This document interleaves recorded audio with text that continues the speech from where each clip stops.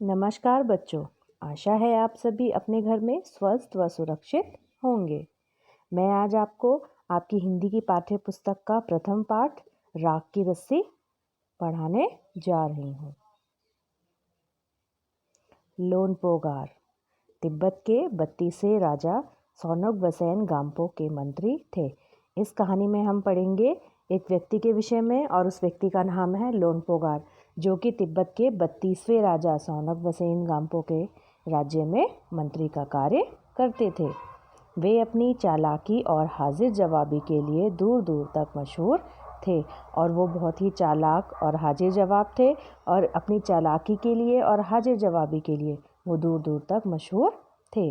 कोई उनके सामने टिकता ना था और चालाकी और हाजिर जवाबी में कोई भी उनके सामने टिकता नहीं था। चैन से ज़िंदगी चल रही थी, मगर जब से उनका बेटा बड़ा हुआ था उनके लिए चिंता का विषय बना हुआ था।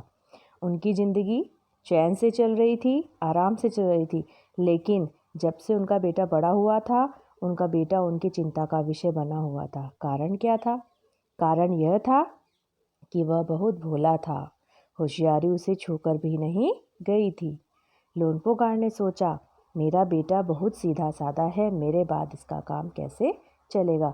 अब लोनपोगार को सिर्फ एक ही चिंता थी कि मेरे इस दुनिया से जाने के बाद मेरे बेटे का काम कैसे चलेगा, क्योंकि वो तो बहुत ही भोला भाला और सीधा है। एक दिन लोनपोगार ने अपने बेटे को 100 भेड़ें देते हुए कहा, तुम इन्हें लेकर शहर जाओ, मगर इन्हें मारना या बेचना नहीं, इन्हें वापस लाना 100 जौ के बोरों के साथ, वरना मैं तुम्हें घर में नहीं घुसने दूंगा। इसके बाद उन्होंने बेटे को शहर की तरफ रवाना किया। अब एक दिन लोनपोगार ने अपने बेटे को होशियारी सिखाने के लिए उसे एक काम दिया और वो काम क्या था कि वो 100 भेड़ें लेकर शहर जाए और उन भेड़ों को बिना मारे या बिना बेचे वो उसे शहर से जौ के 100 बोरे लेकर वापस घर आना था। और साथ में लोनपोगार ने अपने बेटे को ये भी कह दिया कि अगर वो ऐसा नहीं कर पाया तो वो उसे घर में घुसने नहीं देगा। लोनपोगार का बेटा शहर पहुंच गया, मगर इतने बोरे जौ खरीदने के लिए उसके पास रुपए ही कहाँ थे। वह इस समस्या पर सोचने विचारने के लिए सड़क किनारे बैठ गया। अब लोनपोगार का बेटा भेड़ों को लेकर शहर तो पहुंच गया, लेकिन उसके लिए सबसे बड़ी समस्या ये थी कि उसके पास 100 बोरे जौ के खरीदने के लिए पैसे नहीं थे। वो इसी समस्या पर सोचने विचारने के लिए सड़क के किनारे बैठ गया, मगर कोई हल उसकी समझ में नहीं आ रहा था। वह बहुत दुखी था। अब उसे कोई भी जो है समस्या का समाधान नज़र नहीं आ रहा था और इसी से वो बहुत दुखी था कि वो क्या करे।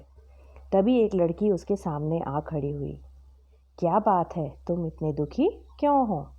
लोनपोगार के बेटे ने अपना हाल कह सुनाया। अब उस लड़की ने लोनपोगार के बेटे से कहा कि तुम इतना दुखी क्यों हो और तुम्हें क्या समस्या है, तुम्हें क्या परेशानी है। तो लोनपोगार ने उस लड़की को अपनी सारी समस्या बता दी। अब लड़की ने क्या कहा, इसमें इतना दुखी होने की कोई बात नहीं है, मैं इसका हल निकाल देती हूँ। इतना कहकर लड़की ने भेड़ों के बाल उतारे और उन्हें बाजार में बेच दिया। अब इतना कहकर लड़की ने कहा, इसमें दुखी होने वाली कोई बात नहीं है, इस समस्या का हल मेरे पास है।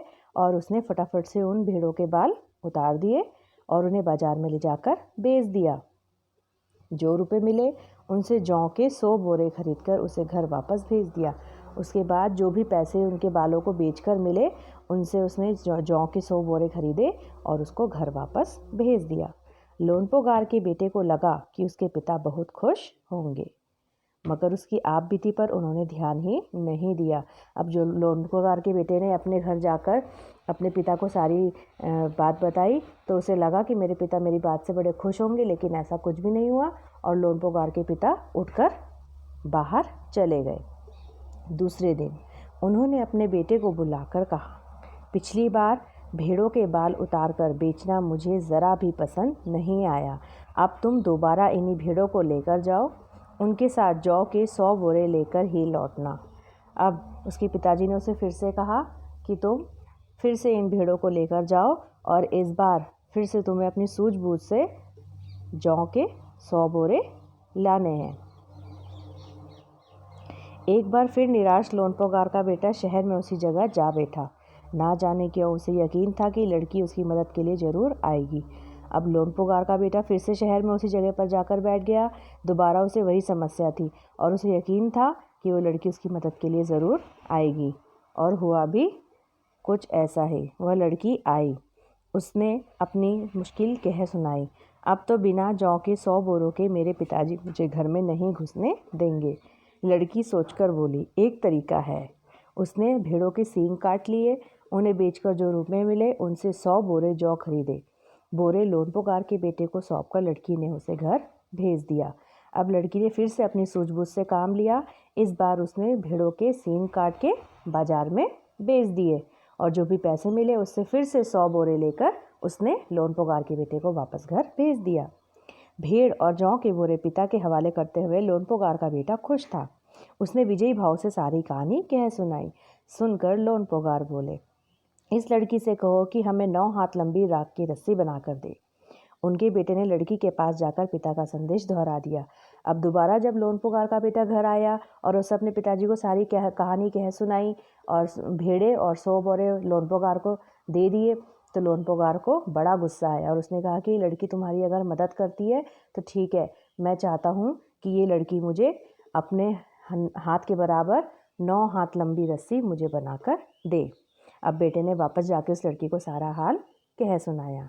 लड़की ने एक शर्त रखी, मैं रस्सी बना तो दूंगी मगर तुम्हारे पिता को वो गले में पहननी होगी। अब लड़की भी बहुत सूझबूझ वाली थी, समझदार थी, तो उसने कहा ठीक है, मैं इस शर्त को मानने को तैयार हूँ, लेकिन मेरी एक शर्त और है कि मैं रस्सी बनाऊंगी लेकिन तुम्हारे पिताजी को उसे गले में पहनना होगा। लोनपोगार ने सोचा ऐसी रस्सी बनाना ही असंभव है, इसलिए लड़की की शर्त मंजूर कर ली। अब लोनपोगार को लगा था कि राख की रस्सी तो बनाई नहीं जा सकती और ऐसा करना असंभव है, तो उसने कहा कि ठीक है, मुझे शर्त मंजूर है। अगले दिन लड़की ने 9 हाथ लंबी रस्सी ली, उसे पत्थर के सिल पर रखा और जला दिया। अब अगले दिन लड़की ने 9 हाथ लंबी रस्सी ली और उसको एक पत्थर के सिल पर रखकर जला दिया। रस्सी जल गई मगर रस्सी के आकार की राख बच गई। अब रस्सी तो जल के ख़त्म हो गई, लेकिन क्योंकि रस्सी को छेड़ा नहीं गया था तो क्या हुआ, रस्सी के जलने के बाद उसी के आकार की राख जो है सिल पर बच गई।